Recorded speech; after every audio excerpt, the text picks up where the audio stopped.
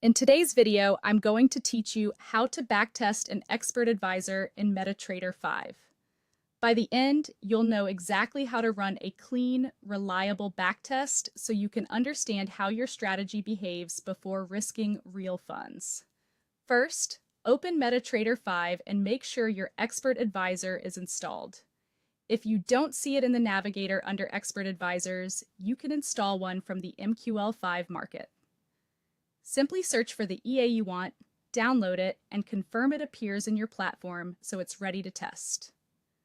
Next, open the strategy tester. The fastest way is to press Ctrl+R. You can also go to the View menu and select Strategy Tester.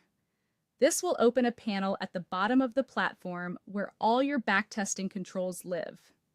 In the tester, choose your expert advisor from the drop-down list. Pick the one you want to evaluate, whether it's a gold-focused EA, a scalping system, or a trend-following strategy. Selecting the right EA here ensures the rest of your settings apply to the correct algorithm. Now choose the trading symbol. Select the instrument the EA is designed for, such as EURUSD, GBPUSD, XAUUSD, or NAS100. Using the intended symbol gives you results that reflect how the strategy was built to operate. Select the time frame you want to test on, like M5, M15, H1, or H4. Shorter time frames can generate more trades and faster feedback, while higher time frames usually deliver fewer but often more reliable signals. Match this to the EA's design and your goals. Set the date range so you're testing over a meaningful period.